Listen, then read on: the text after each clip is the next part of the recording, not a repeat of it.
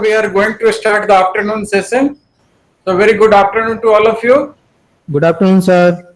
Good afternoon. So we are going to start the session, and we have Dr. Surya Parkash.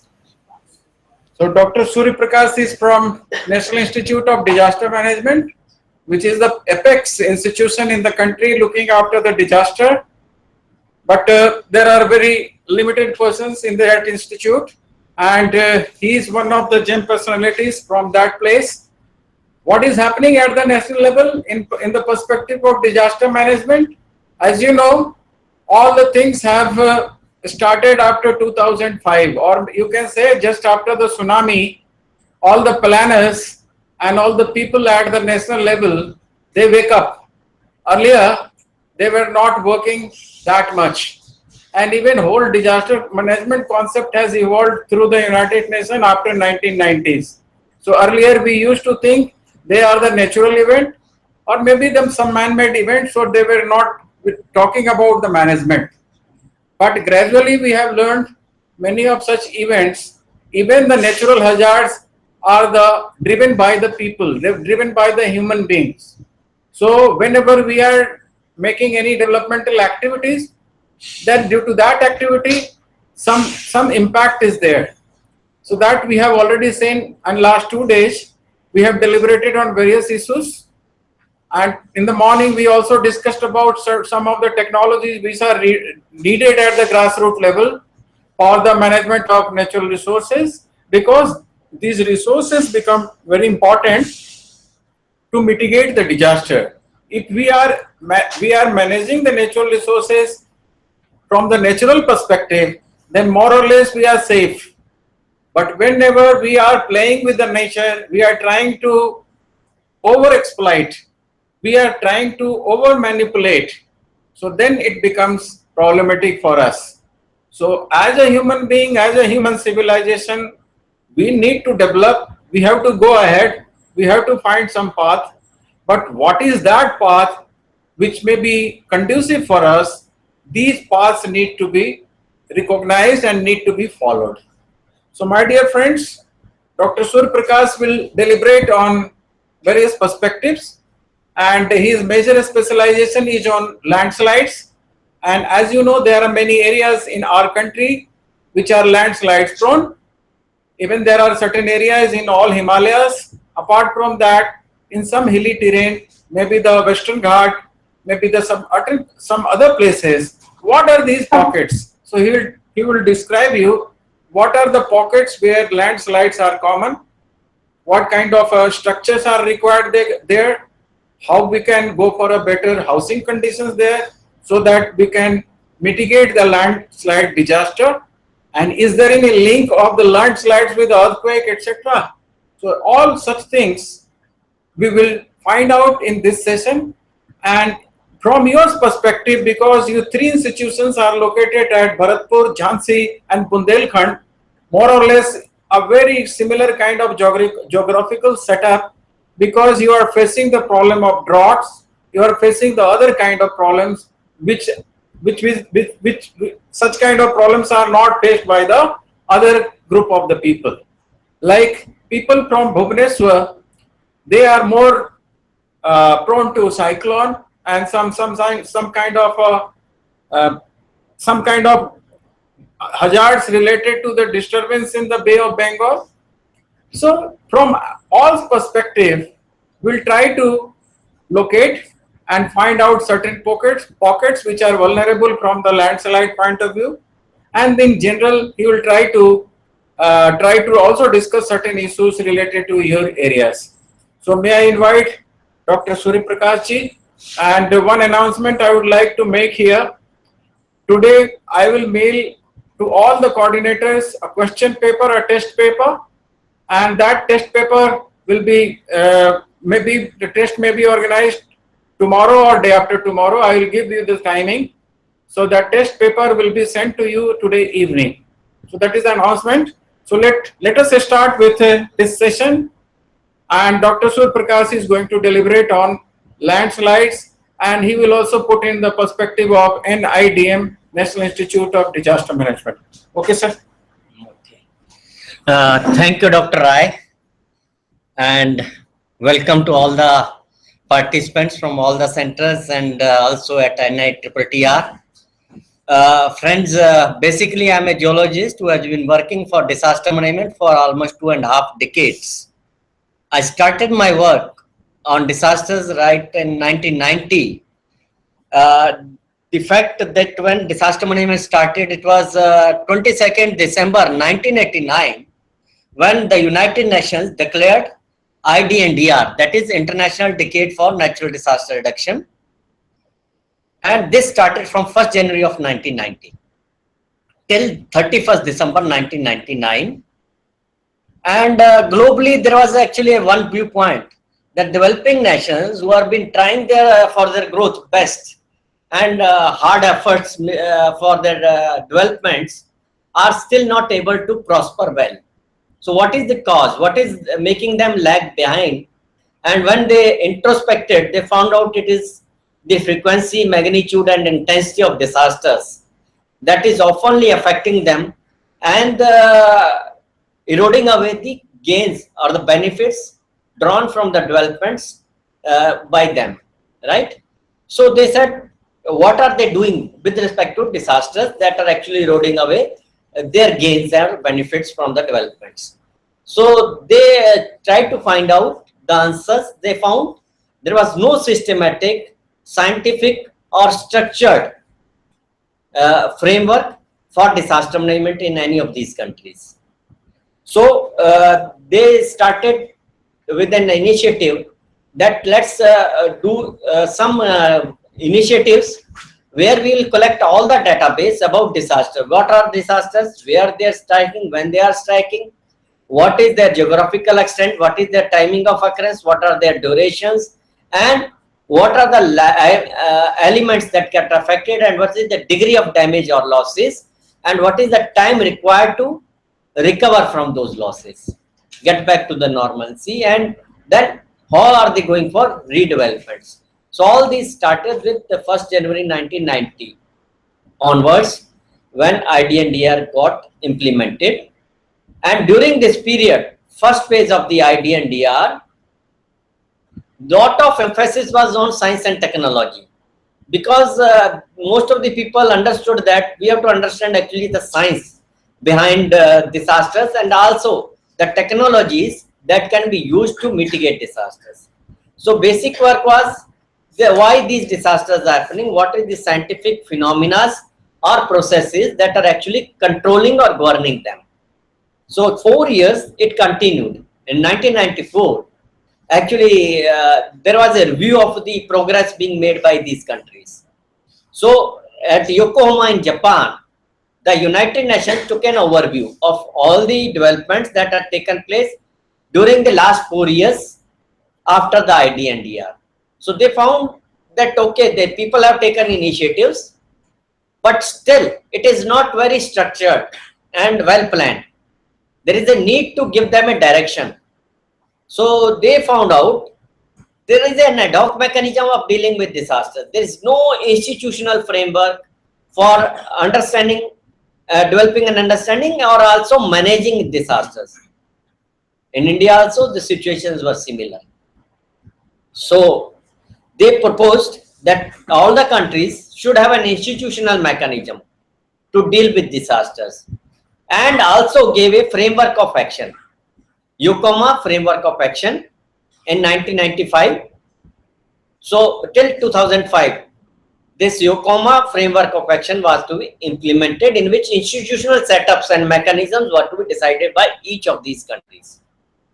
So India also was one of the signatories. Government of India took up the initiatives and set up a National Center for Disaster Management at Delhi under Ministry of Agriculture. Until that time, most of the people used to understand that it is mainly the floods, the droughts, or the famines, which are the major disasters in our country, right? So therefore, Ministry of Agriculture was the nodal ministry for disaster management at that time. And therefore, the focus or to collect data and information and manage the disaster was primarily on the agricultural areas, right? So in 1995, when it was established, at the central level, at the national level, it was also thought of that because states, disaster management is a state subject. Therefore, we should have some centers or cells at the state levels. So most of the government officials, they are trained through administrative training institutions. So at the administrative training institutions in all the states, a disaster management cell was also established during 1995 itself as part of center sector scheme by Government of India under Ministry of Agriculture.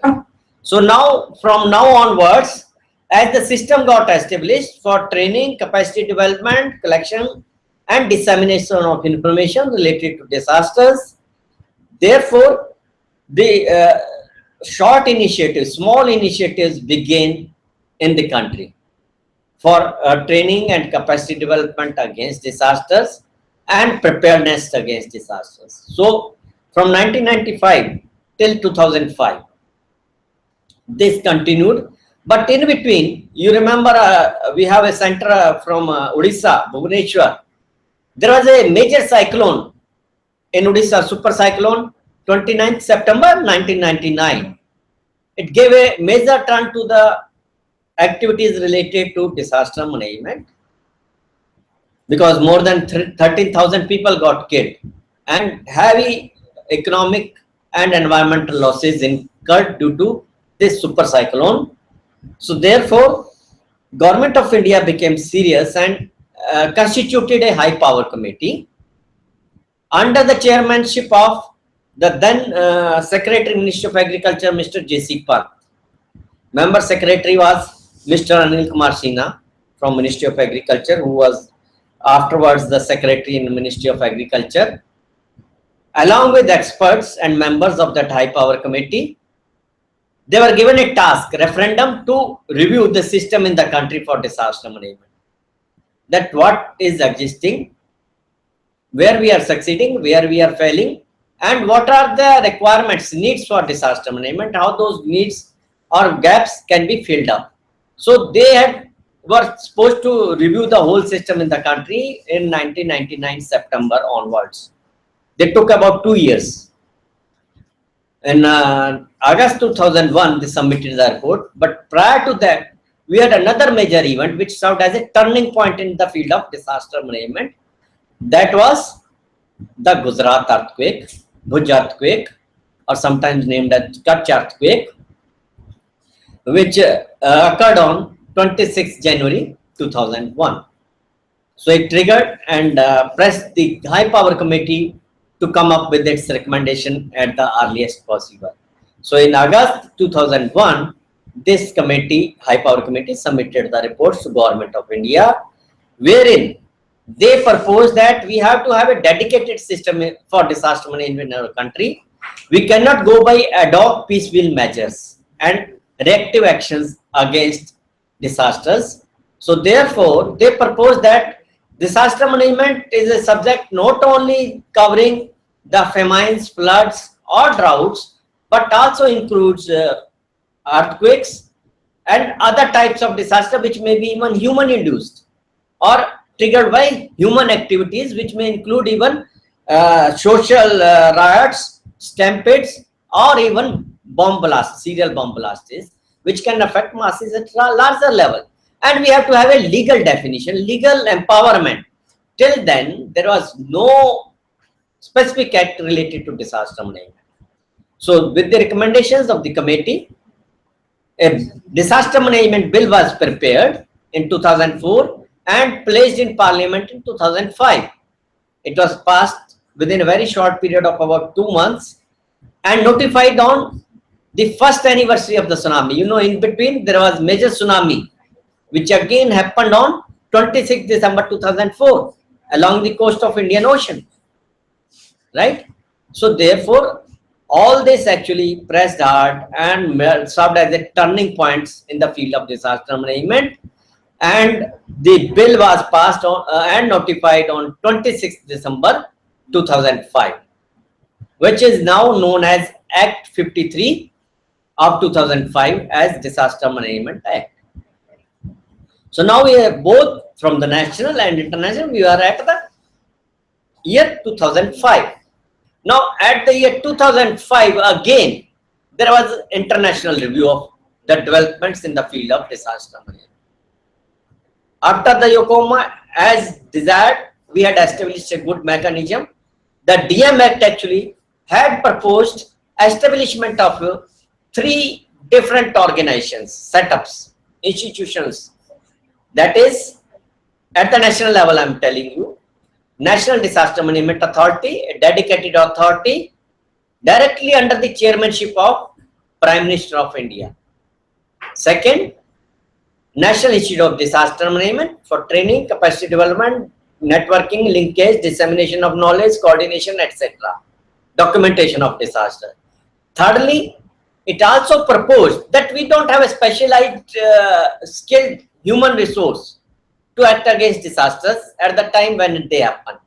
So we need to have people who have been trained, equipped, skilled, and have some expertise and experiences in the field of disaster management. So they were supposed to have a special human resource which is termed as National Disaster Response Force. So third was National Disaster Response Force. First is NDMA, National Disaster Management Authority at the national level. Second, the NDRF, National Disaster Response Force. The third is NDM, NDRF and NDM. So all these 3, they got constituted by the Act 53 of 2005, that is DM Act. Now after 2005, there was another review by the United Nations, again held at Hyogo in Japan, to see the planning of actions. What kind of actions are we taking to ensure this disaster risk reduction? What are we proactive in reducing the incidences or the impacts of disasters? So in that regard, in Hyogo, when the conference was held in 2005, a Hyogo framework of action was again proposed for a decade from 2005 to 15, in which they proposed different actions, 5-step mechanism for reducing the incidences and impacts of disasters. While this was going on, the government of India had also established all these 3 organizations. As you can see, I am now from National Institute of Disaster Management, which has been actually mandated this task for training and capacity development, right, at the national level. Then in the 2015, after the Hyogo framework of action, now we are in 2016, already that time is over. So another review had taken place at Sendai in Japan, the 3rd World Conference during March. And this time, they said we have to prioritize our actions. Not only the actions to be defined, but priorities to be defined. And it's not possible by doing it single-handedly. We have to have regional cooperations and global cooperations. So, and also not only consideration of the existing developments and ground and atmospheric conditions, we have to also account for the changing variables, that is the climate change as well, right? Projected growth and developments. So how are we going to account for it? So for that, another framework in 2015 was issued, which was termed as Sendai Framework of Action in 2015 March. And as you know, most of you may be knowing, there was another meeting during 2015 for Sustainable Developmental Goals. And at the end of 2015, there was Paris meeting for climate change, right? Which has been signed just 2 days back on 2nd October. Government of India has ratified it and become a signatory to it, right? So this is how we have now come to 2016. You can say a brief history of disaster management, but in between we have been looking into the different perspective, like in the education sector, how we can induct the disaster management, because disaster management has not been a subject as a discipline in any area, right? So it has been being studied as part of environment science, earth science, geography, or sometimes in civil engineering because of their interrelations with the developments, but no specific subject which is covering all the areas and all the aspects. So the Administrative Reforms Commission in 2005 proposed to the Government of India that let's have it as a subject or as some chapters in some subject on disaster management, right? Right from our primary level education to the higher level education, secondary and tertiary level educations, right? So this has also been done, and courses have been developed, as you know, and you are sitting in Chandigarh, you are the local participants. Chandigarh University, Punjab University is running a PG course in disaster management now in the Department of Geography. It's a 2-year course. So similarly, several other universities have also initiated courses in disaster management. In So, previous, yeah. previous day, Hmm. we studied that disaster is nothing. It is a hazard. We call it hazard. So, what is the difference between that? Yeah, the guy here has asked me the difference between hazard and disaster. It need to be very clear that when we call disasters, right, there is something being lost or damaged or destroyed. First of all, now since we have an act, we have to follow the definition given under that for the disaster, right? The act doesn't define well about the hazards, but disaster is well defined. The definition says disasters are any grave occurrence, calamity or mishap, natural or man-made, due to negligence, accident or ignorance, right? That causes substantial loss, damage or destruction of life, economy or environment beyond the coping capacity of the affected community. So that means in disaster, there are 3 elements, 3 ingredients which form a disaster. For example, you cook any vegetable or something, no, for your food.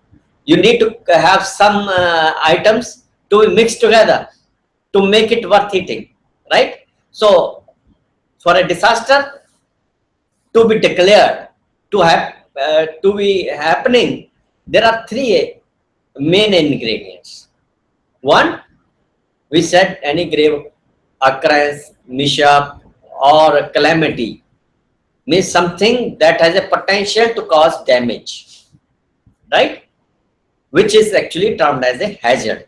Hazards are nothing, in short, if I will say, as probability of occurrence of potentially damaging events or processes or activities or phenomena in a given space and time.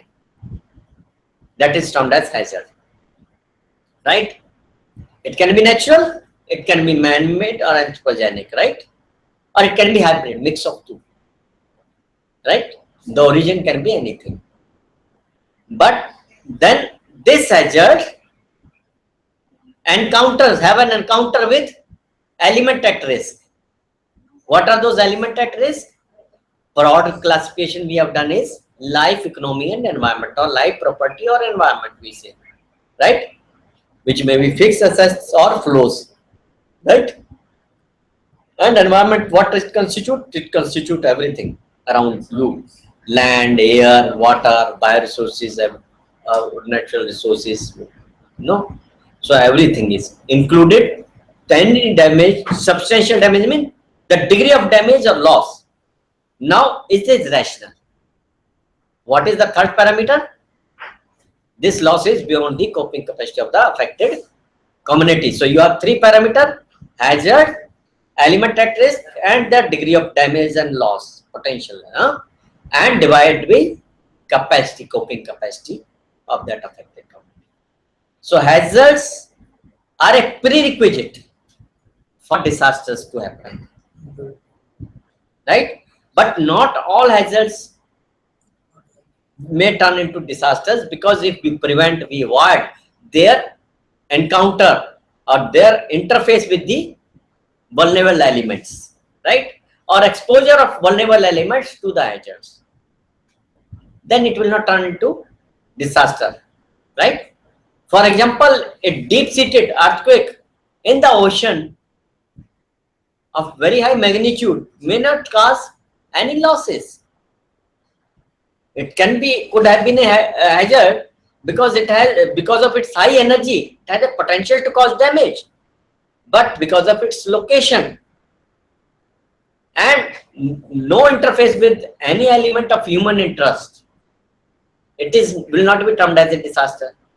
But even a smaller magnitude earthquake happening in a densely populated area can cause lot of destruction. So two events of the different magnitudes, right, which are termed as hazards, may be differentiated as disaster or no disaster, right?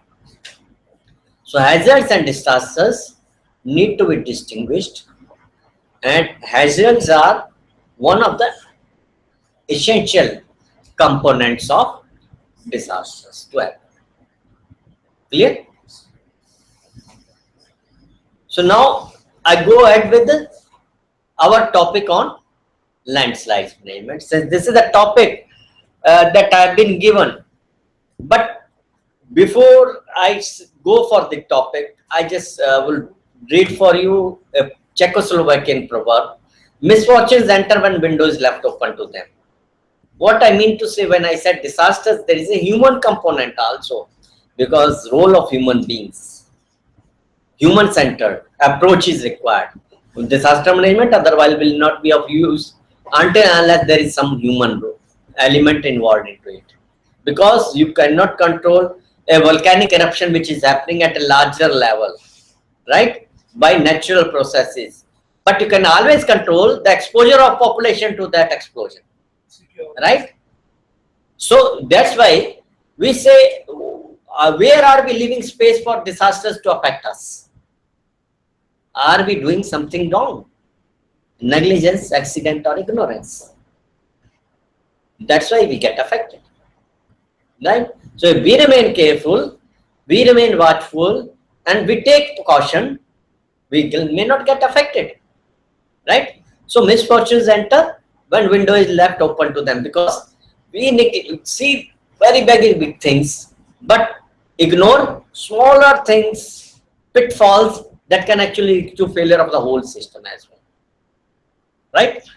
Small lapse in our security allows some antisocial elements to disrupt the society, right? So that's why it is said in the second that when heaven sent down the calamities, there is hope of weathering them, but when man brings upon himself, there is no hope of escape. अपने पैर कुल्हाड़ी खुद मारे तो कौन बचाए?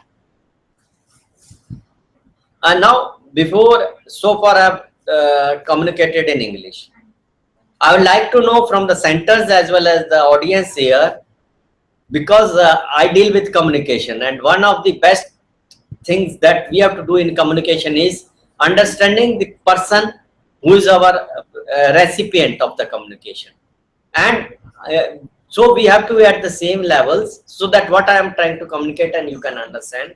So मैं यहाँ पूछना चाहूँगा कि हिंदी कंफर्टेबल है, इंग्लिश कंफर्टेबल है, या mix of the two? Hindi चलेगा? So from the centers, Sibiraman College, in any language, sir, no problem. Hindi, English, both. Hindi, English, both is okay. Okay, sir. For all the centers? Because none of you is from the southern part, so most of you understand Hindi as well as English. Sir, any language, sir. Huh? Yes, sir, any language. English? Any language. Any language, okay, okay. So then I have the liberty to use any or both, right? Thank you very much. Now, since landslides are one of the hazards that happen in the hills, because slide of land, where it will happen, where land will go up, only then it can come down. Sliding means coming down, right? moving down and outward. So it can happen primarily in the hilly terrains, but it can happen in underground structures also. When you construct an underground structure, then you are also making a vertical slope, and if it is not of a proper height or properly supported, it is likely to fail. So land failures under the force of gravity, they are termed as landslide. So primarily, as per definition internationally, it is a downward and outward movement of earth mass, slope mass. Slope mass under the influence of the gravity is termed as landslides. So now, what is the relation between the audience and these landslides when we are discussing it? As far as your own areas where you are working may not have a direct major relation with landslide, but most of us are very much mobile. Tourism is a common activity which most of the states take place. So you may have heard about the Kedarnath incidents where more than 6,000 people unofficially declared as dead, right? So now predominantly the casualties happened among the tourists, the people who are visiting, not the locals. So why it is so? Because the people who visit from outside, they are not familiar with the kind of problem that they are likely to encounter in an area they are visiting. So most of us during our summer periods or vacation periods are very much interested to go to hill areas, hilly towns, right? So when you go there, what are the things that you can observe? Because most of the even accidents along the highways, they've happened to the vehicles and the passengers who have been coming from outside. That's also one of the facts. So therefore, more caution is required and understanding is required by people who are not living in those areas where these hazards are more frequent. Because by virtue of their living experiences, the local people do learn some lessons and take cautions and prevent, or at least are able to save their lives. But the people who visit from outside, they become vulnerable. So therefore, this subject would be of interest to you in terms of your out visits to the hill terrains or field visits to the hilly terrains. So you saw the previous picture, it was from Shimla, now you are from Gangtok. Whether you go to northeast or northwest in the Himalayan terrain, we have a dense building construction, and most of these hotels and buildings or tourist guest house where you are likely to stay, right, they would be located either close to the roads or to the rivers to have a river view, right, or to have a good access. You can easily be approachable and to the amenities around markets and other areas. So therefore, but these are the places which are more prone to landslides. I will tell you afterwards the places where landslides oftenly happen, where you can be caught by a landslide unawarely. I'm not saying so that you are, but there are people who got caught and they get affected. So all the hill states, this is from Dimapur, Kohima, and again from Kohima, Aizol. So different places, you can see Aizol, a lot of building construction towards the hilltop, which in between are barren in nature. So we are making deforestation, we are modifying the slopes, we are making obstructions in the way of waterways and aggravating the possibilities for landslides. But I am putting more emphasis for you in this particular lecture on certain parameters which are related to climate change, because I learned your main theme of the program is climate change and disaster management or sustainable development. So therefore, we'll talk about few things which affect your lives adversely or create disasters from the climatic events. So it is weather or water related events that actually affect primarily your lives in an adverse way. So primary climatic events are cold waves when it is winter time, and you if happen to go to the hilly terrains, high altitudes, you get shivering, you get cold, and if you are not knowing how to use cold water, and if it is properly utilized, maybe you will have some problems, because your body organs, they are very sensitive to extreme temperatures, like very cold waters or very cold conditions, and highly say warm or hot conditions, right? So cold wave is one which does affect the lives of the people, and particularly the vulnerable groups are the old and the children. The children below the age of 5, they are more sensitive to these temperature changes, and the older people more than 60, they are also sensitive to it. So we have to be cautious when you take, say, parents of children, young children, babies. So we have to be careful that since these areas are the cold, the temperature are declining in some of the places, the extreme temperature conditions are nowadays more extreme. So therefore we take all cautions that your health is or lives are not affected by the cold waves. Fog actually creates a kind of environmental conditions in which you cannot drive properly. The visibility is affected, whether you go by air or by road. The visibility is very much affected by the fog conditions. So if it is a dense fog, one should avoid driving, so that there are no accidental disasters. And even in planes or flights, there we have a special meteorological centers and meteorologists placed at the airports to give them information about the fog conditions before the flight can actually take place. So weather conditions in terms of accessing these areas is very important. Then snowstorms. Snowstorms, they come with very high speeds and can bury the people, and hypothermia can happen. So hypothermal impacts can be felt during snowstorms, and similarly in avalanches. Even the snow which has actually frozen after it has fallen can also get drifted in avalanches. So avalanches are just like landslides, where earth materials, rocks, debris or soils move. In avalanches, it is snow and ice, which moves with very high speeds, and it becomes very difficult to survive if someone gets buried or get trapped for longer periods. Because of two, one is the weight of the material, second is hypothermia, hypothermic effects. You cannot survive long.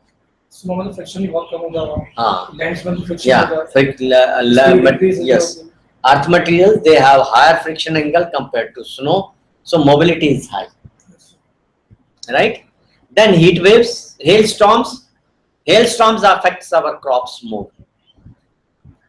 Since, as I said, we deal with anything which affects our economy, livelihood, properties, assets and flows, right? So hailstorms affect the agricultural products and yields and scarcity, and therefore price hike and non-availability of the food products, which may lead to malnutrition and other impacts as well. So hailstorms are also one of the problems in the hilly terrains, and climate change impacts. More hailstorms takes place. Thunderstorms and dust storms. Dust storms are very common in the desertic areas particularly. They are increasing in number, particularly in western part of the country, right? Heat waves in the plains as well as in the western part of the country, they are very much predominant and affecting lives. Again, the vulnerable group is the women, old age people and the children, right? Third, the fourth one is tropical cyclones and sea surges. Along the coastal parts, Because of the changing climatic condition, there is a contrast in the wind velocities. So wind velocities increase over a period of time because of the change in temperature and pressures over the sea and the land, right? So the number of cyclones, they are also increasing and their intensities are also increasing in the tropical regions, temperate and tropical, particularly the tropical and subtropical areas. And along with that, because of high speed winds, sea surge also happens, so brings water into the inlands along the coastal areas. Flooding, because the distribution of rain, the patterns and the intensities are also changing. So therefore, the events of floods are also changing. So places you may have heard about in 2009, there was a flash flood in Leh, which is considered a high altitude desert area. The maximum annual rainfall was 100 millimeter, which happened in a day also. And it is attributed to climate change. For example, in 2006, in Bardwan in Rajasthan, right, floods happen where we are expecting the droughts. And these all are considered to be part of changes that has been brought by climatic variabilities, right? Heavy high intensity rains leading to flash floods. So you may have heard a very common word, cloudburst, happening in the hills. Cloudburst is actually a common local terminology being used in India. It's not an international terminology, which is actually broadly being accepted as about 10 centimeter of rainfall per hour. That is 100 millimeter per hour. If it exceeds or it is so, then it is termed as cloudburst. But most of the times it is not measured. It's only estimation that because heavy precipitation took place within a short period of time, so people call it as cloudburst. And because heavy amount of water falls on the ground, it erodes the materials, and when it flows on the ground along with that sediment content, its erosive capacity becomes care of the power without the sediment. So whatever comes its way, it just engulfs it, erodes it, and takes it along with it, right? Lightning is another, you may have heard this year, several deaths happen in Bihar. The incidences can killings, more than 70 people killed by lightning only. So it's also one of the natural disasters that happen, and incidences being increasing and core casualties being happening because of this. Droughts, again, places which are suffering from floods at one time, another time they face droughts. Sometimes there is excess of water, other times scarcity of water, right? So both are not good. So we need to have a balance of water required for our needs, right? But due to both our own regions of drainage systems, where urban flooding is happening or droughts are happening in the agricultural lands, because our irrigation systems or exploitation of groundwater beyond optimal limits results into hydrological droughts, right? Or nowadays we are very much interested for commercial crops, which require sometimes more water than the traditional cropping systems in an area. So that again puts pressure on water requirements and cause drought conditions in the agricultural crops. So, and this is ultimately leading to say mental pressures on the farmers and sometimes suicidal attempts by the farmers as well, right? Because they take loan and they are unable to pay that, and then it becomes a burden on them, and then local problems do arise. Secondary events which may be indirectly or can result out of these climate related changes can be epidemics. You may have heard these days lot from Delhi, chikungunya, dengue, malaria.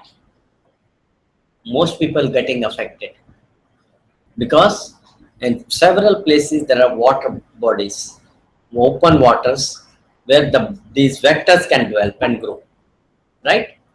And when these microorganisms or vectors, right, they have the, or say insects, they grow and prosper, then they cause problems to the humans, right?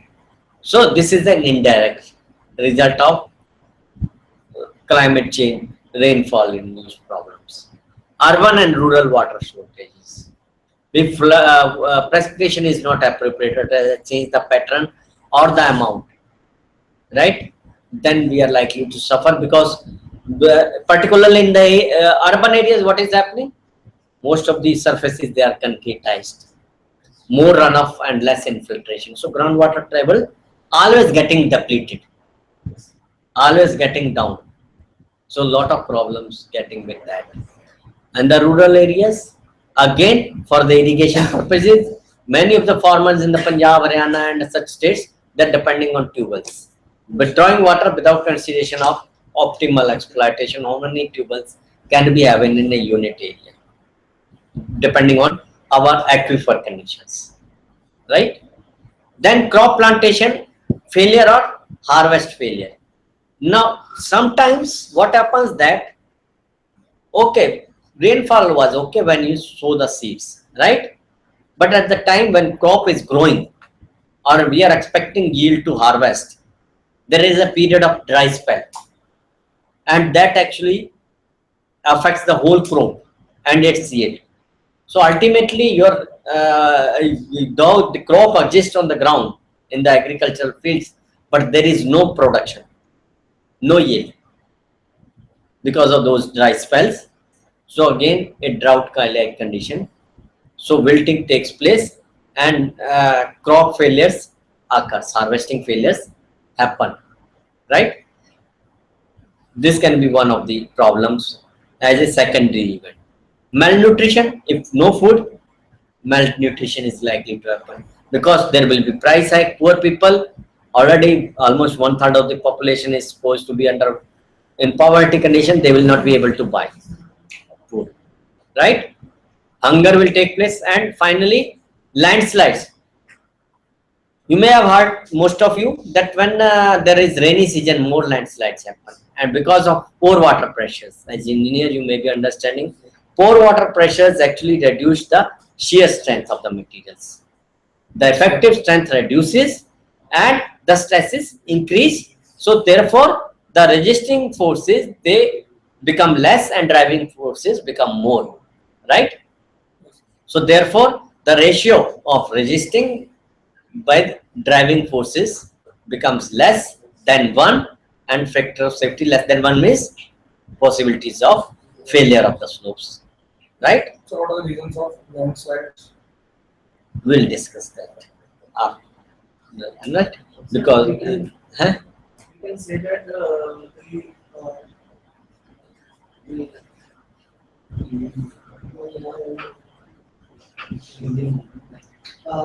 we can say that the climatic change is because of change in water cycle.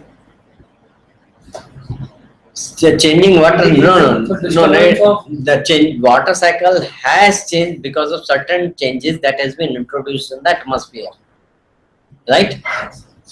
So though that part we are not discussing here, what induced climate change. We are only talking what are the variables where the changes are happening and their impacts on our society at this moment. That is our focus. So I expected there, I don't know what is there, but this part has to be there, that what is actually bringing the climate change, so that we can stop it. Yeah, only we have to concentrate on man-made. You can, even the natural processes also bring climate change. Climate has never been stable or static in nature. I am geologist by virtue of our paleoclimatic studies. We know throughout the history of Earth, right from its origin 4.6 billion years, we have found all the changes in the Earth's atmosphere and its impacts on the Earth. That has been happening. We had glacial periods, we have interglacial periods, we had cold waves, we had heat waves, everything. Dust storms, everything did happen in the past in the Earth history. But here we are talking about the current climate changes over this last 100 years or so. Because meteorologists do not have data much beyond that. 1901 onwards, we have the data on this, right? So we can talk that limit at present for as far as meteorological based climatic parameters are concerned. But if you go into geological base, then we have paleoclimatic parameters from which you can go even to thousands of years or up to millions of years also, right? Sir, But here, yeah. so why these secondary events are not fully dependent on climate, are not climate fully climate? Because see, they, whatever the changes that climate primary events brings, they need that kind of condition as a source, right? For something to happen, there has to be some governing conditions, right? Or causes, right? So those, when do these governing conditions come into existence? After the primary events take place.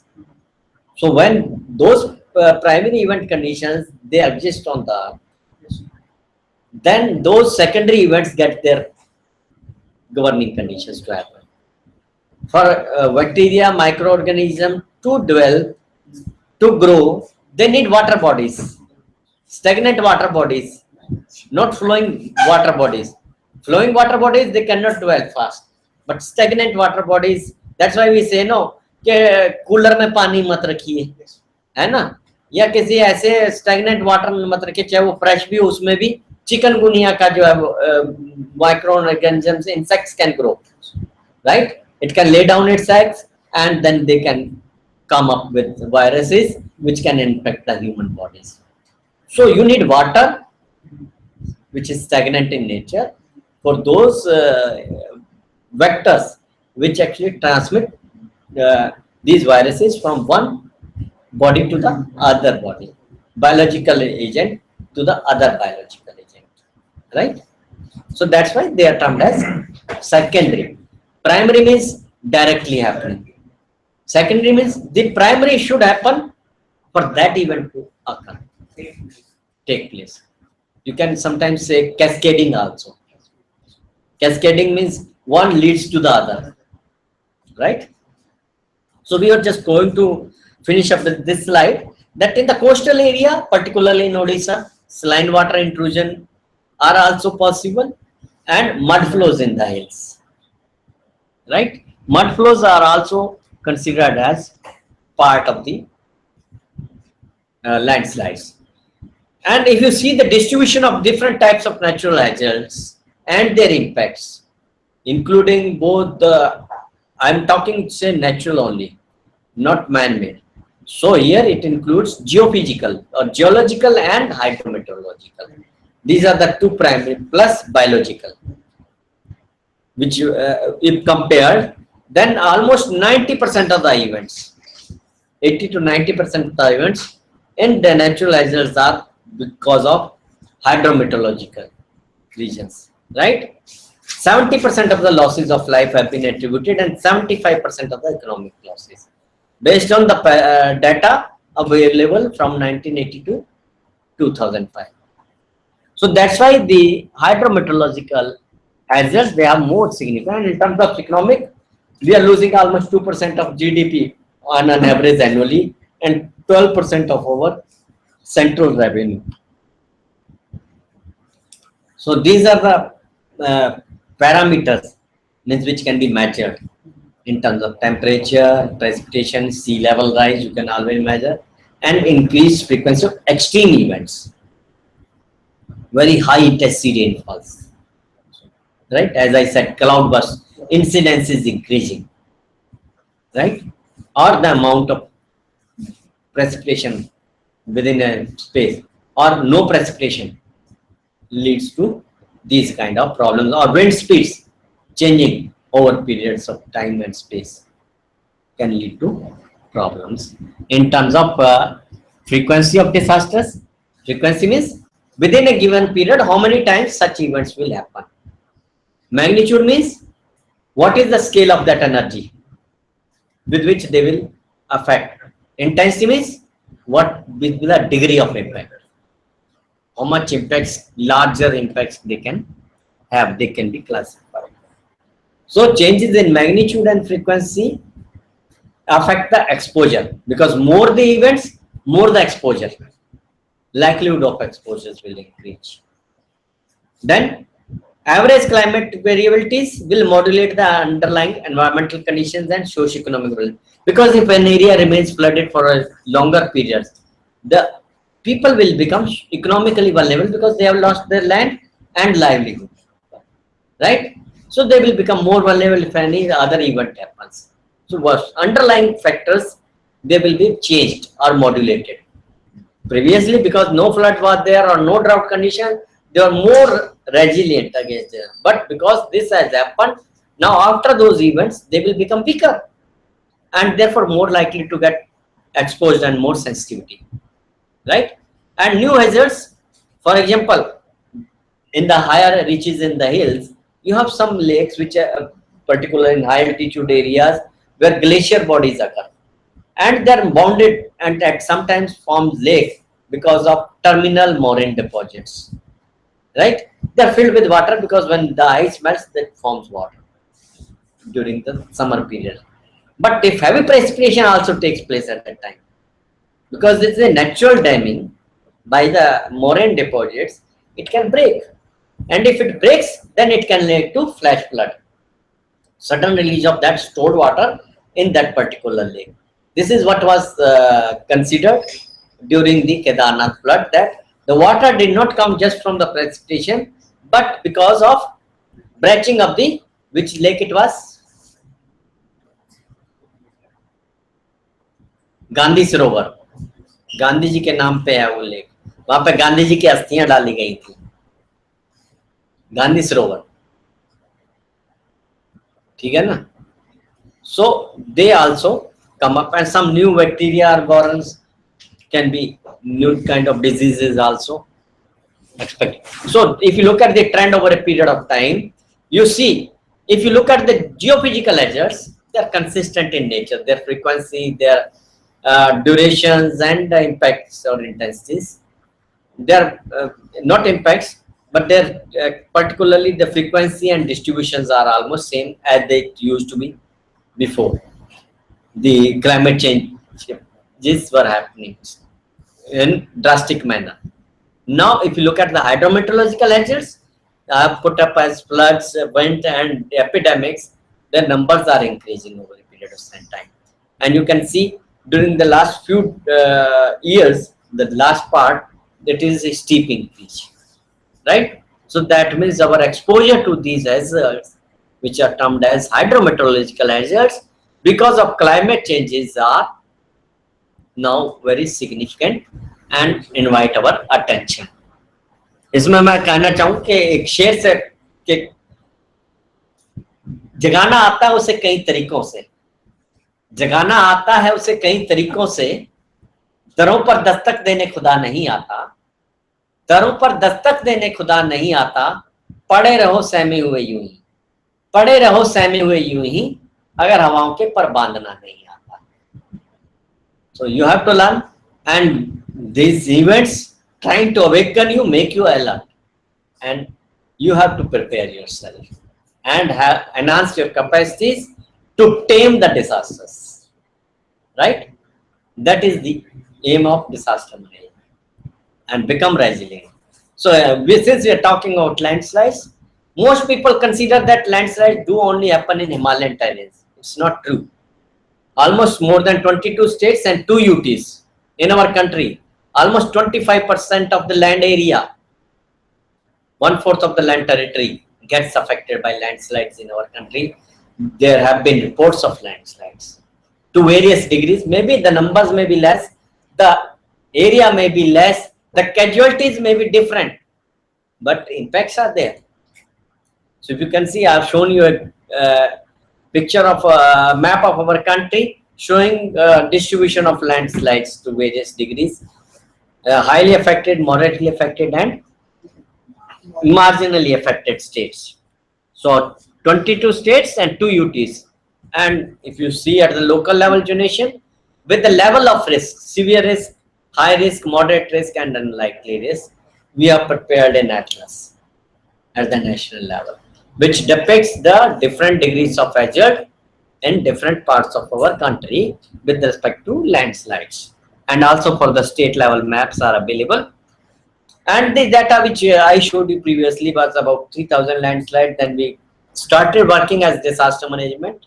And if you look, the distribution of landslides is mostly concentrated into certain pockets, right? Which we can identify and have more panoramic picture with almost 11,000 landslides. This is the at present our attempt, but very limited attempt, because this even doesn't account for 10% of the landslides that are happening in the country, because people have to work more on this. The other no disaster, for example, it is earthquake, flood, cyclone. You don't lose land. Land is most valuable component. In landslides, you lose land. Hardly accounted for. And how much land are you losing? And what is the value of land? If you have to construct a house, the costliest part goes first to the land. Is it not? So, and you lose all the land in a landslide. So these needs to be still accounted for and being worked upon. And these are not consistent also over a period of time. I collected some data. Landslide, we cannot prevent that landslides. No, you can prevent. We can. The best thing in disaster management is you have to concentrate on things where you can contribute significantly. You can avoid, you can prevent, you can reduce. Where you cannot do much, then you have to go for preparedness and other things. That we talk afterwards. So first thing is where we can, and landslides are one of the few geological hazards or hydrometeorological hazards where you can have cost benefit ratio of 1:10. Means you invest 1 rupee, you can save 10 rupees of the post disaster impacts. 90% of the losses, they can be reduced by proactive actions. A proper understanding, proper assessment, and proper actions taken to avoid, prevent, and mitigate landslides. So we can save our houses, people's, Yes, but we cannot prevent the landslides. No? we can prevent. Why not? We can prevent landslide even to happen. That's the best part of landslide is management. Sometimes You cannot prevent earthquake to happen, but in case of landslide, you can prevent. I studied that the roots of trees Huh? can hold the mud strongly. That can prevent landslides. No, that's only superficial. Roots of landslide can go even just 2 meters deep, Yes, sir. right? But landslides are much deeper than that. Even 20 meter, 50 meter, or 100 meter also. So that tree roots cannot prevent in that case. So you have to be very, that's why you being scientists or engineers have to be very careful in what are you dealing with. So first thing is understanding it and assessing it properly. Identification and assessment is the first thing. If properly done, it can bring you almost 90% of the solution. You need only 10% of the thinking to get to the right solutions. But most of the problems lies in inadequate understanding and improper identifications Yes. of the problem. So that's why I'm telling you that just few things where we can see is that they are not, nothing is consistent. Everything is dynamic, right? And they're not uniform distributions also. That's why some difficulties do we encounter because they are non-linear in nature. Our parameters are not linearly related, right? So in that case, like for example, I collected some data from 2007 to 11, And I found most of the losses in 2010, because it was a period when maximum rainfall happened into those particular area from that where data is collected, right? Then impact also, it's not one-to-one direct relation. You can always say, I plotted people killed, I plotted people missed, and number of events, right? If you see, in 2007, the number of people killed was 395, which is highest, but number of events was just 68. Now you compare with 2010, number of events were 123. It almost double. And the number of people killed is almost the same. So if you calculate ratio of event to casualty, it cannot be the same. Will depend on how much population gets exposed, what is the magnitude of the landslide, not only which landslide. You call landslide. What is the landslide's area? What is the volume of the mass? What is the runout distance? What is the velocity of the materials which is moving? What are the elements that are located there or are likely to get affected? There may be a mobile element, there can be fixed elements. Somebody is going and passing his bus when a landslide just happened. So whole of the bus, at one go, 50 people who didn't live there get buried underneath, right? Or exposed to that. So these are all things, that's why I said, have to be considered, that what are the likelihood that a bus will pass when a landslide is happening, right? I'm not joking this. These are the real things that happen in front of me. I'm standing and I'm looking at a bus very close to a landslide, and boulder comes and falls on the bus. Because this it was not the topic to show you different events, but then it looked like it is blasted. So those situations you encounter in front of you, you'll never forget landslides. In my point of view, sir, Huh? in my point of view, Yeah. landslide is essential or helpful for us. Sometimes where the landslide is going on outer area, Mm. we transport the boulders from where for you in a construction site Mm. for making concrete, etc. So it's helpful. See, everything has two sides, right? It's not that bad things are completely bad, 100% bad. They do have also 10% positive side and 90% negative. Yes. So we have a ratio proportion. We look at how bad it is and how good it is. As you said, landslide do have some positive aspect. Positive not in terms that you said that it will bring you some material for construction purposes. It will not give you concrete that you can use in soil, not even soil for the purpose of construction purposes.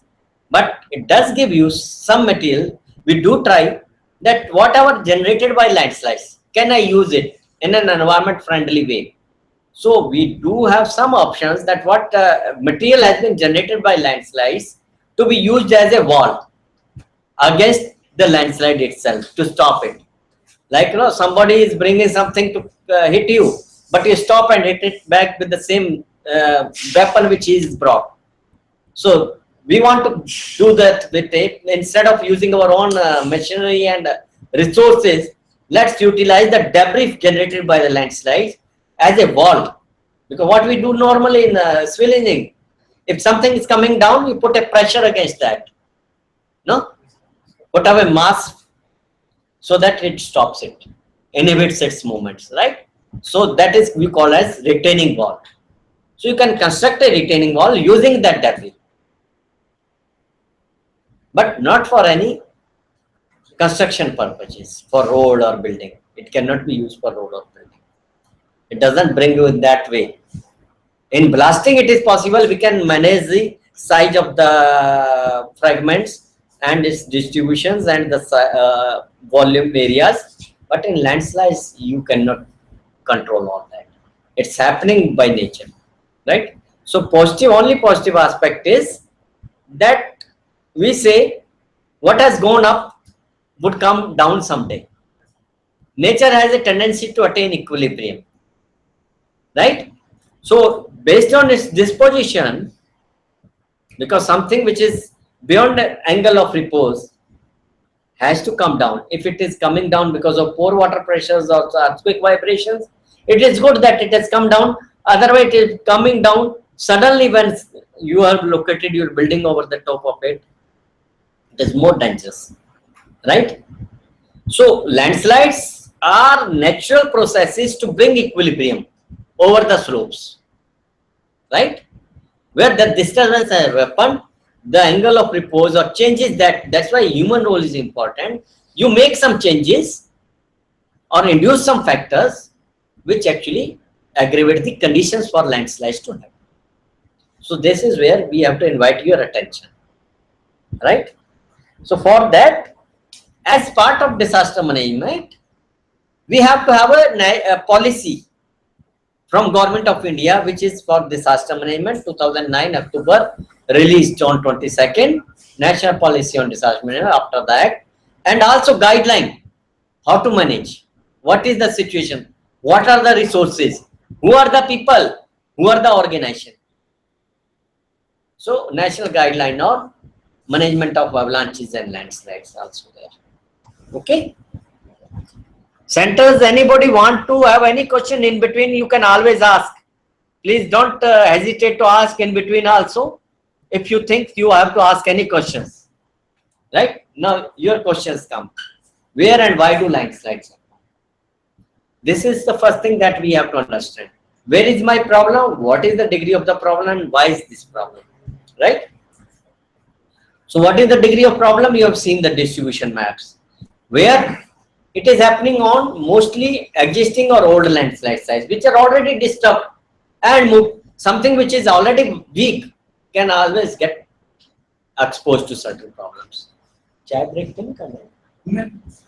अच्छा, एक बता दीजिए, signal कर दिए, उस हिसाब से कर दूँगा. Otherwise 15 minutes. Okay. Because then I can take it for hours. So 15 minutes में कर दूँगा. Areas at or on the base of slopes, right? Why? Because if you take the base of anything, the upper part will move, right? Or if something is over, above, at the top, naturally it will have a pathway to move. It will have a run out. At the base or top of a fill slope is something which is not natural.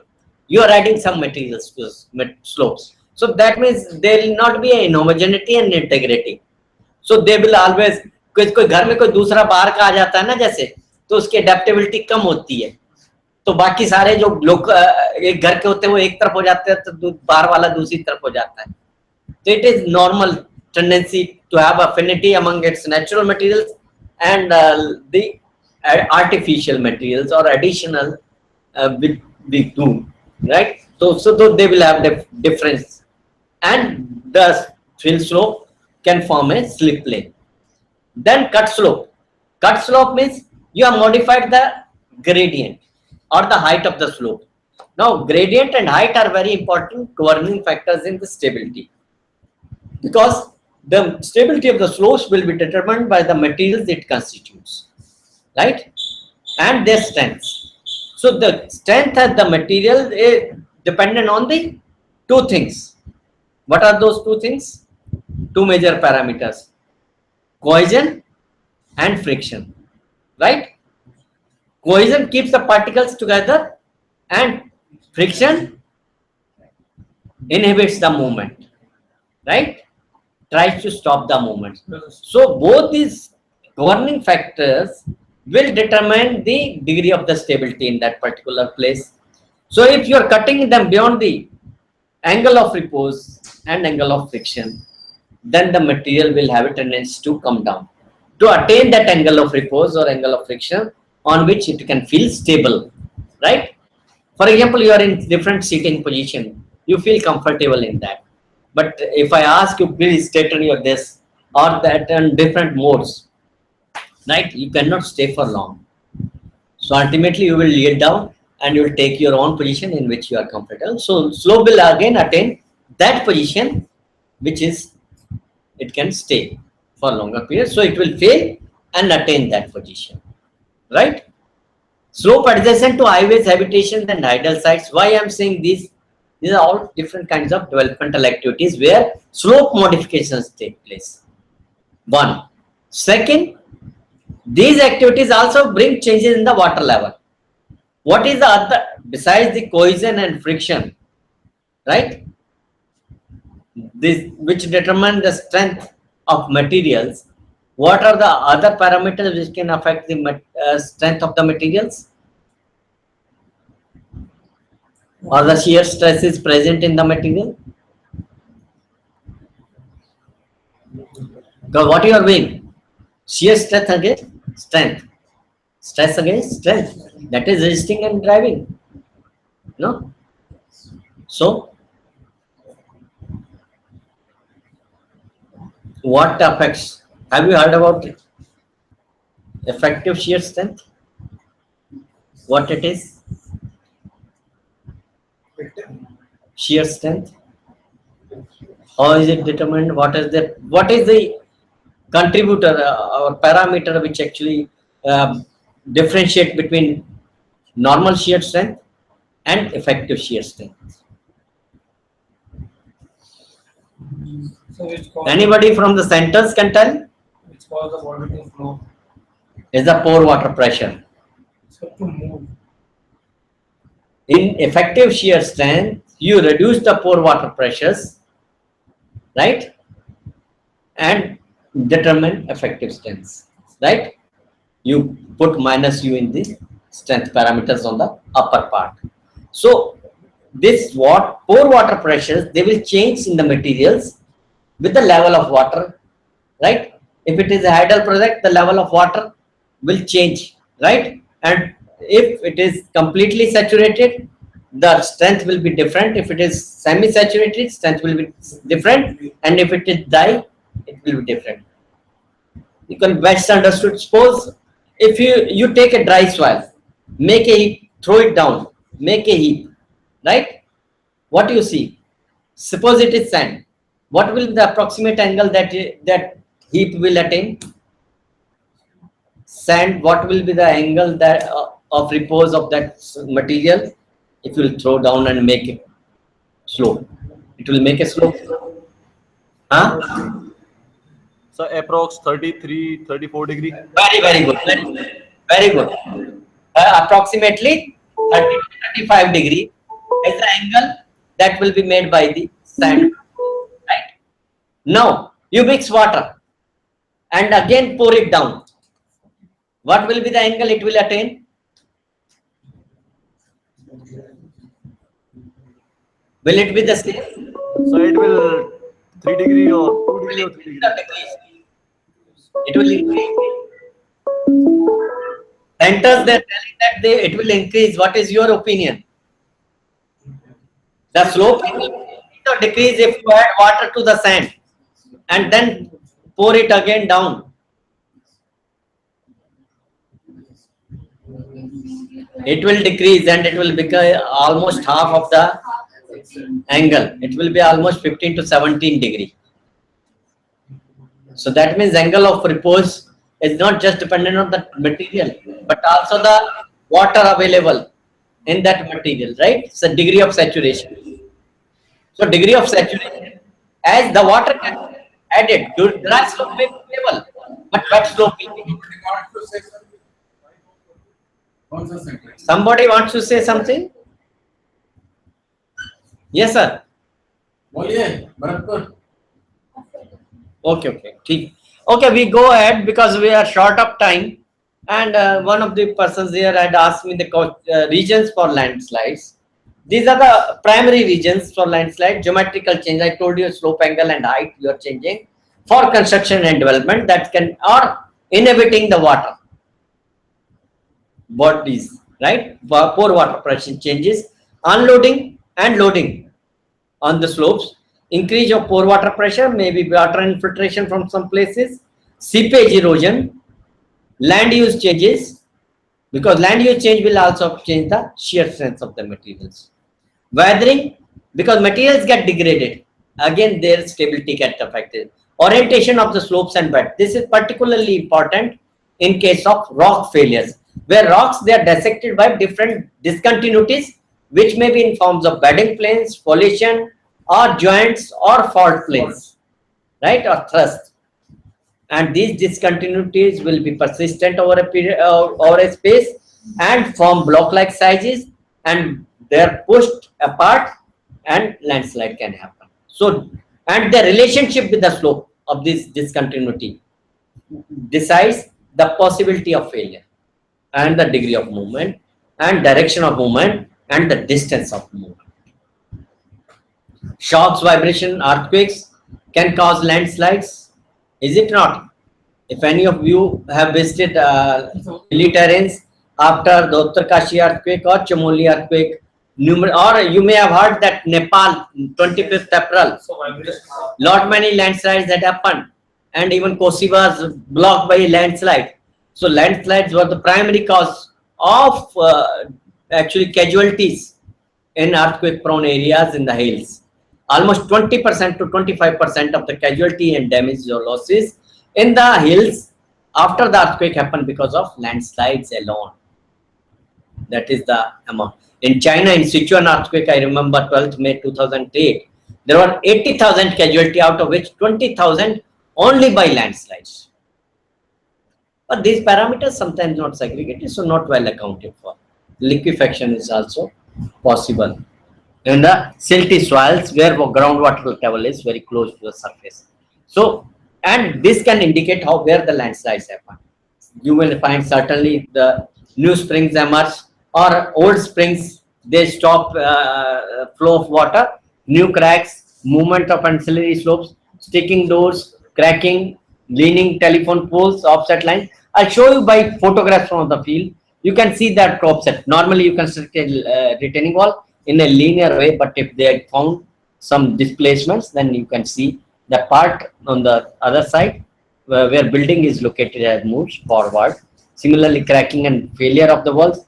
Because of shortage of time, I'll move a little faster because I know there are other people and other lectures to be taken up. So seepages you can see, and depending on the material, the water can infiltrate fast or low, depending on permeability and porosities and subsurface flows of water you can see. This was in fact that slope where that was accident, casualties happened. I was telling you. Mass tilting of trees, they are all midline, it gets changed.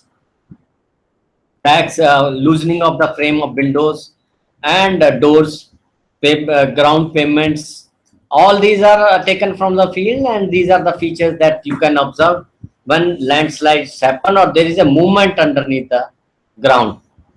In the walls, you can see the caps arise. Or you cannot stand directly in the building. Building gets tilted. Standing vertical becomes difficult. So you have to help.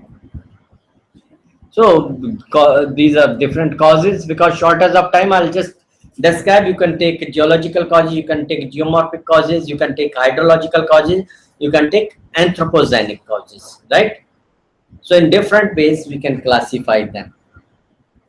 So this presentation will be left, so you can go through these presentations and explanations that I have given. So geological causes are primarily based on the material and the discontinuities, right? The historical evolutions. This is how we determine the direction, distance, potentialities of any failures, and how does the alignment of discontinuity with respect to the slopes can affect with the sketch, right? Morphological also includes the different forms of the land. If land is say concave, convex, or rectilinear slopes, the behavior will be different because it leads to more infiltration if it is concave.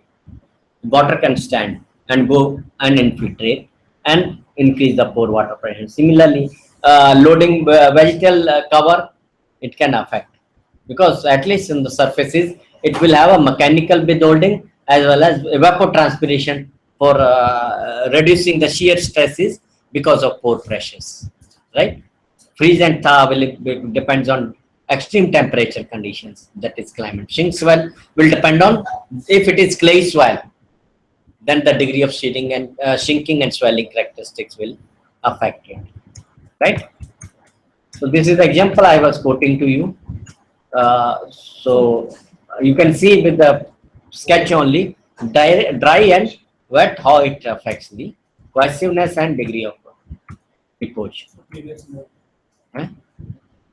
Previous slide. Yeah. One. Can you explain this? This is what I was telling you orally, no? That if you pour down materials, if they're loose, no, they don't have cohesive property. Suppose sand doesn't have cohesive property, so it is loose. Particle to particle cohesion is almost zero. So if it is left to be stable in certain angle, then these particles, when they stand together, they will attain an angle of 35 to 40 degrees, right? The coarser the material, the larger the friction, and higher will be the angle of repose. That is the general basic principle, right? So this is what it is showing. 35 fine sand, coarse sand goes 40. If it is angular pebbles, it is 45 degree, right? So is there any role of water in this? No, not in this, because this is dry, I am telling you. Dry. Yeah. But if you add water, then you have to go to this.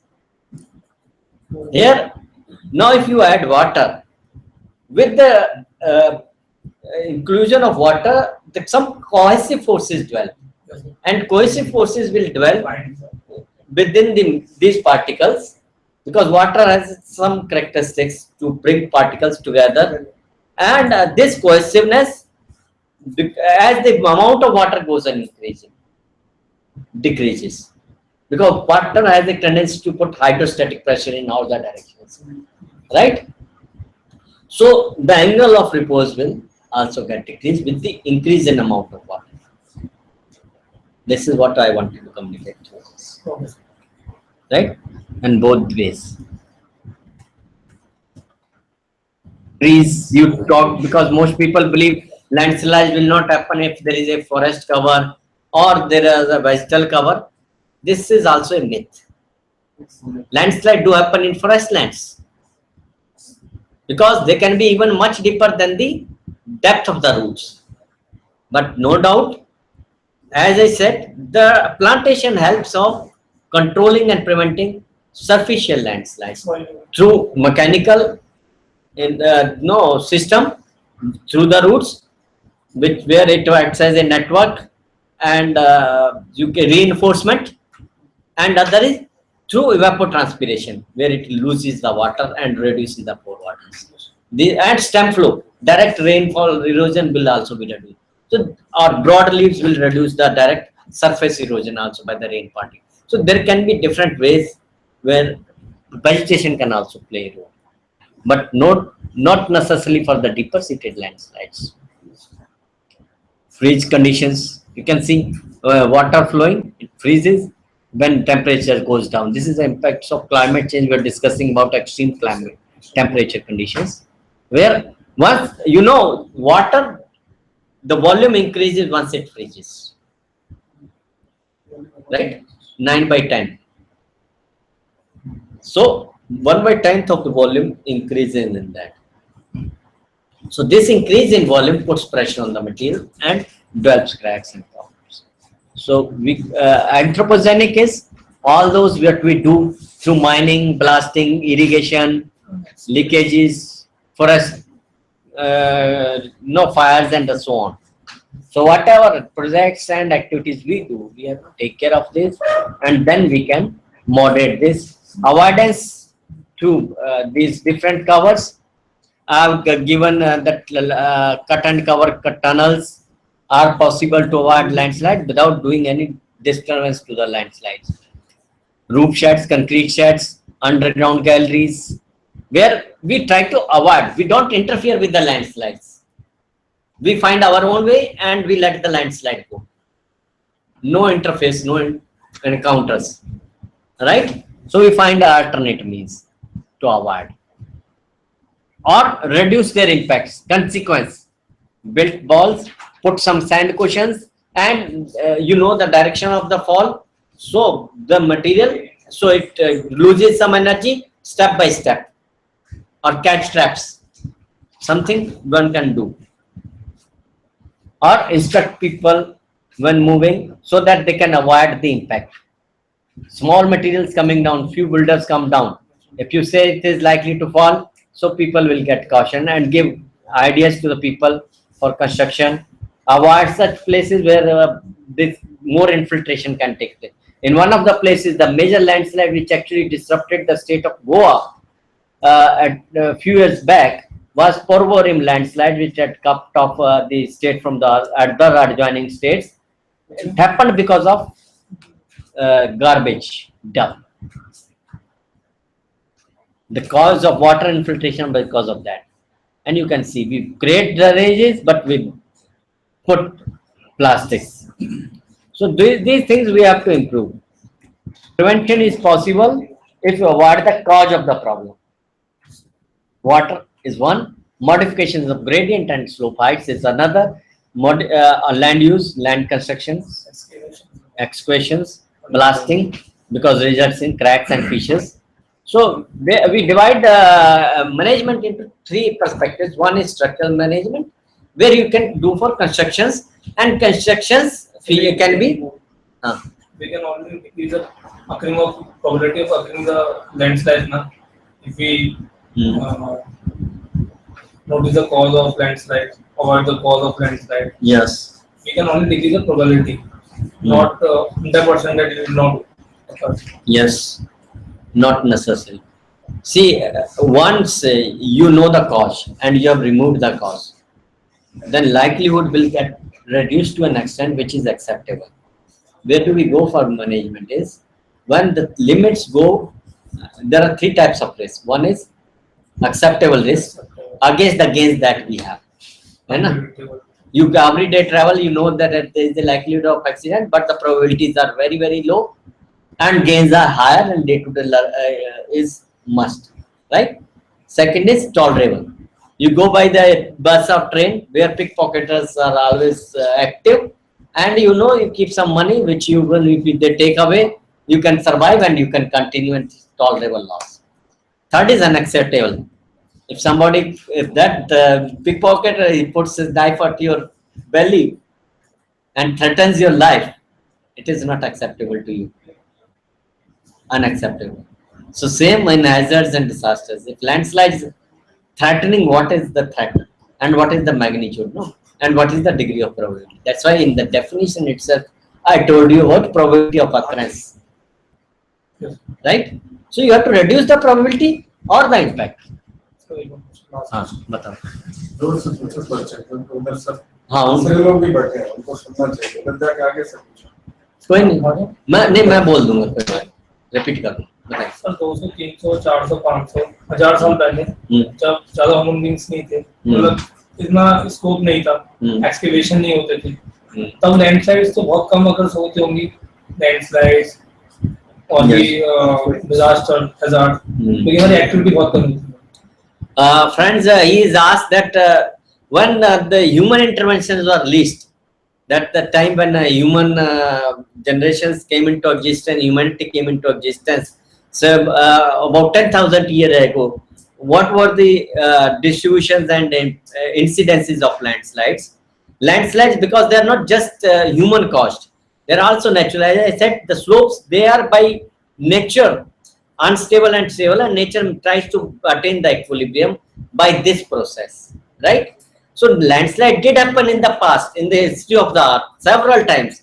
There are several reports. We go for paleo landslide studies for this, and many of these paleo landslides, we have our villages where they get reactivated after hundreds of years or sometimes thousands of years.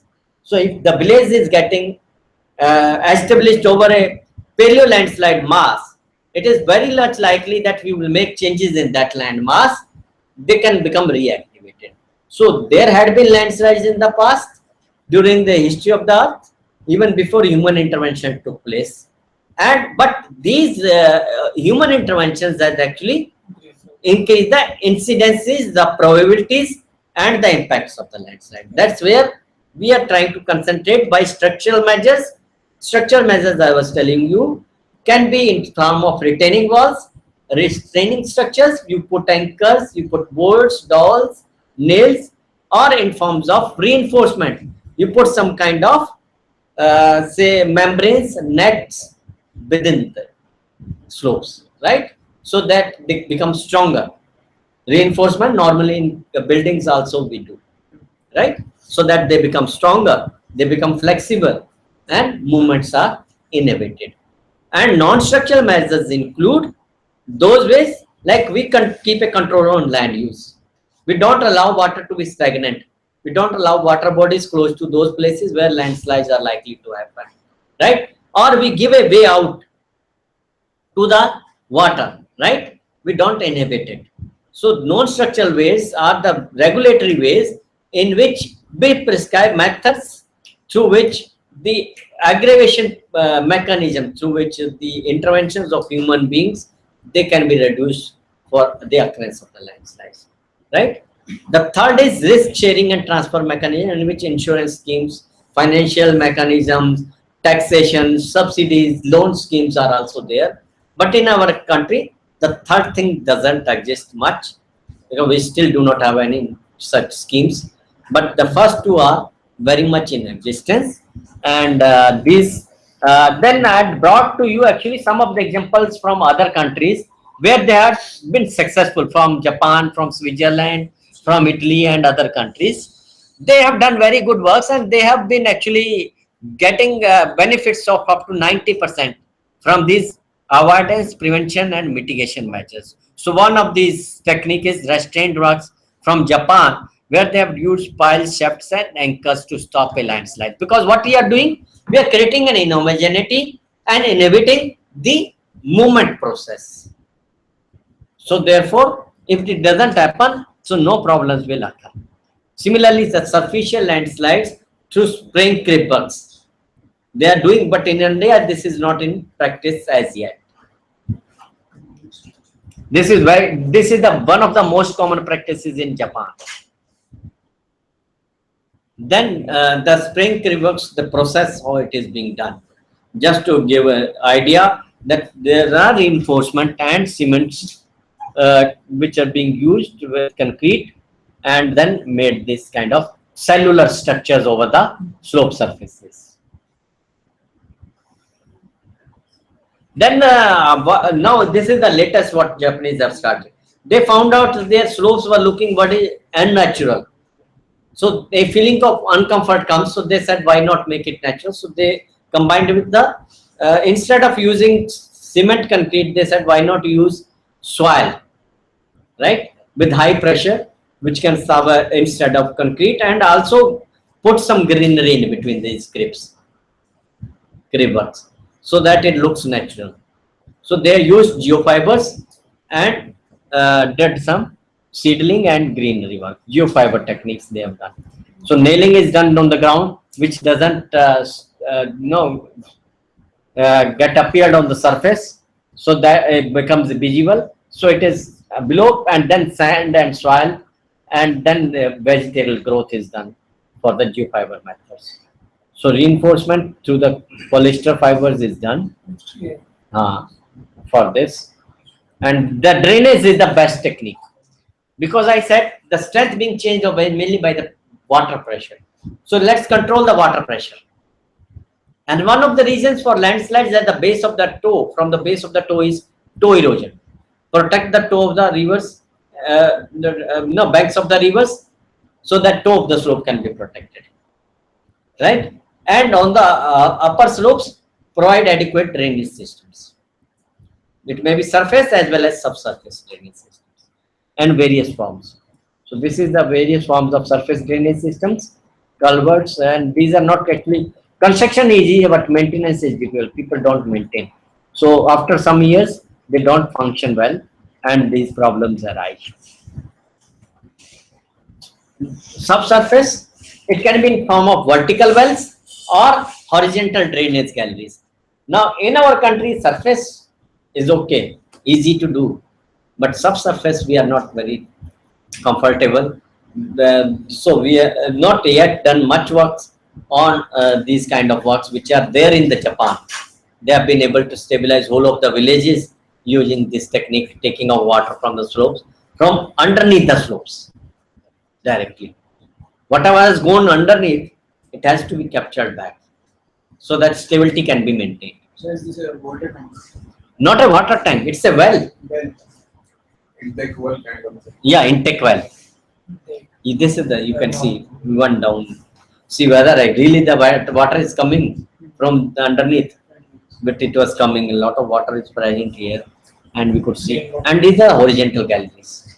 They insert the pipes and take out the water in these galleries. So they had done much major works than we do at present in our country, but possible ways we could find which can be recommended, which we can flexible drainage systems. And this water, because they have also scarcity, because they have all sea around and only 4 islands, so they utilize it for irrigation and swimming purposes.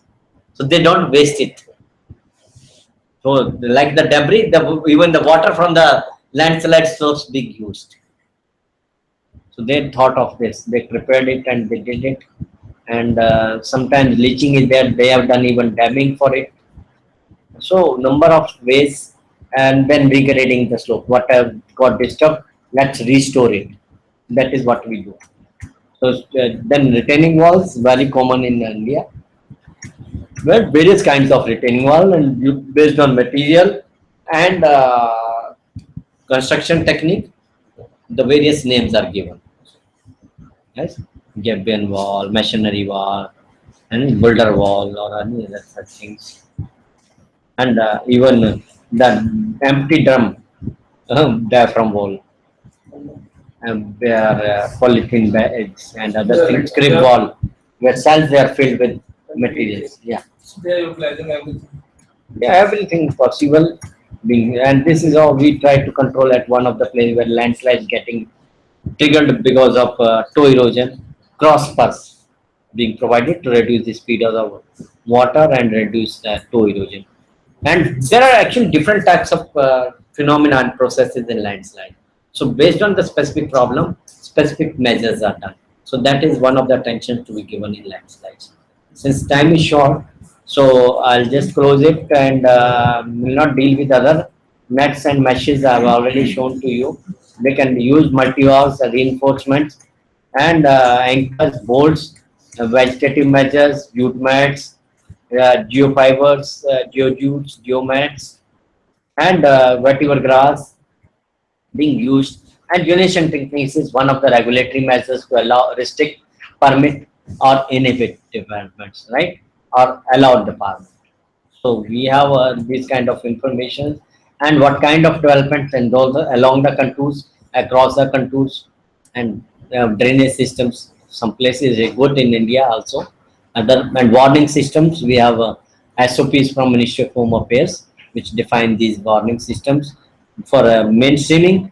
And now where the different methods are being used, Ministry of Finance has already issued guidelines for the Expenditure Finance Committee and DPRs that without consideration of risk management, no developmental fund should be sanctioned.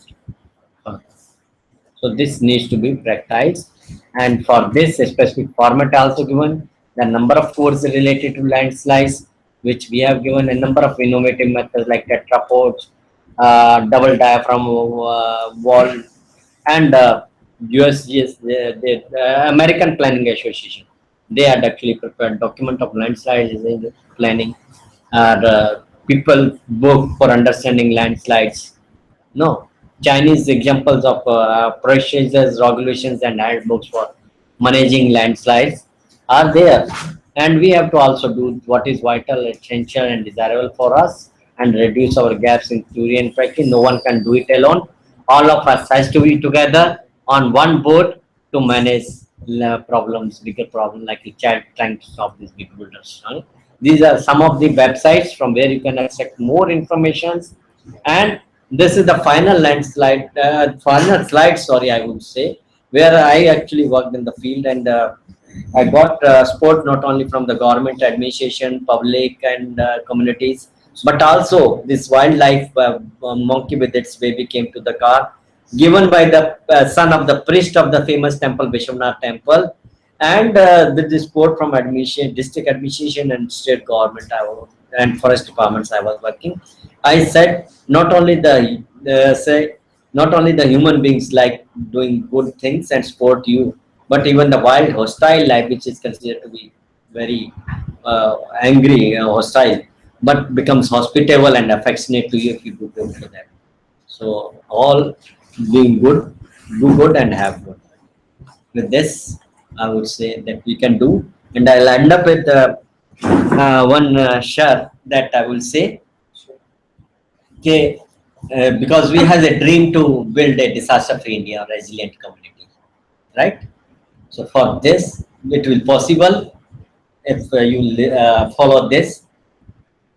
मंजिलें उन्हीं को मिलती हैं, मंजिलें उन्हीं को मिलती हैं जिनके कदमों में जान होती है, मंजिलें उन्हीं को मिलती हैं जिनके कदमों में जान होती है, पंखों से कुछ नहीं होता यारों, हौसलों से उड़ान होती है. We always beat about powers, but we have to consider that. Right? So, okay, friends. So this Thank was. Thank you very much.